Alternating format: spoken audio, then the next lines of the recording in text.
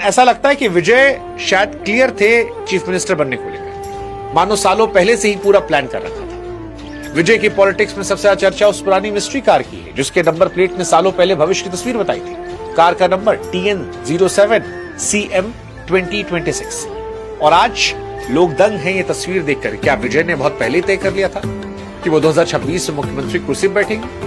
इसे सिर्फ एक इत्तेफाक कहना मुश्किल है, क्योंकि विजय ने अपनी फिल्म गोट में भी इसी नंबर का जिक्र किया। क्या ये मेंटल गेम था जिसने जनता और फैंस के मन में यकीन किया कि विजय का राजा बनना कुदरत का फैसला, या विजय ने तैयारी कर रखी थी पूरी प्लानिंग के साथ? विजय ने राजनीति में कदम किसी हड़बड़ी में भी नहीं रखा, बहुत लंबी प्लानिंग का हिस्सा था। कई बार लोगों को लगता है कि शायद रातों रात नहीं।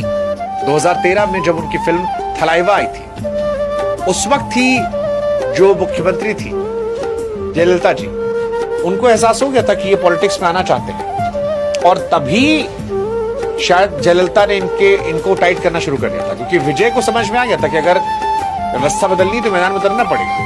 हालांकि जयललिता ने इनको टाइट किया। उसके बाद विजय खामोशी से काम करते रहे, NGO चलाने लगे, फैन बेस बनाया।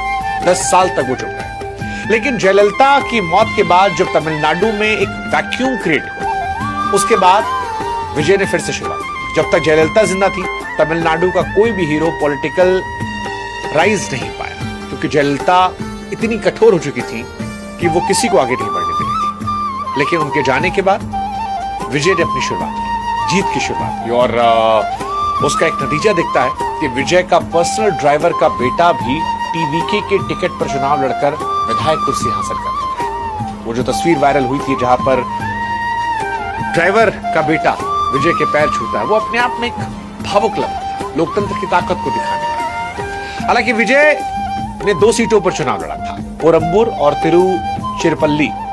इन दोनों सीट पर चुनाव लड़ा, दोनों सीट पर जीते। अब एक र्यूमर ये भी उड़ रहा है कि एक सीट पर शायद वो इस्तीफा दे दे, और हो सकता है तिरछा चुनाव लड़ ले। पता नहीं क्या होगा क्या नहीं। मान के चलो आज आपके बैंक अकाउंट में 10 करोड़ रुपए हैं, लेकिन 1 साल के बाद ये सिर्फ 9 करोड़ 30 लाख ही रह जाता है। कैसे? समझाता हूं। हर साल 6 से 7% का इन्फ्लेशन है। इसका मतलब है कि आपका पैसा 1 करोड़ ही होगा, लेकिन उसकी रियल परचेसिंग पावर सिर्फ 9 करोड़ 30 लाख ही रह जाएगी। इसलिए अमीर लोग अपना सारा पैसा कभी भी बैंक अकाउंट में नहीं रखते। अब मेरी बात समझो, वो क्या करते हैं? वो 3 जगहों पे अपना पैसा लगाते हैं, स्टॉक्स में, रियल एस्टेट में और बिजनेस अपॉर्चुनिटीज में। आपको क्या करना चाहिए? 6 महीने से लेके 12 महीने का एक इमरजेंसी फंड अपने बैंक अकाउंट में रख लेना चाहिए, और बाकी के सारे पैसे धीरे धीरे आपको इन्वेस्ट करना शुरू करना चाहिए। कहां पे?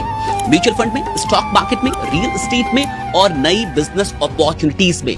क्यों? क्योंकि जब तक आप पैसों के लिए काम करोगे ना, आप गरीब रहोगे, लेकिन जिस दिन आपका पैसा आपके लिए काम करना शुरू कर देगा, आप अमीर बनने लगोगे। सिकंदर के पास मैंने सुना कि 40 ऊंटों पर खजाना नहीं, 40 ऊंटों पर सिकंदर के खजाने की चाबियां चला करती थी।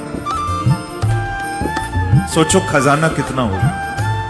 40 ऊंटों पर केवल खजाने की चाबी जाया करती, कितनी दौलत।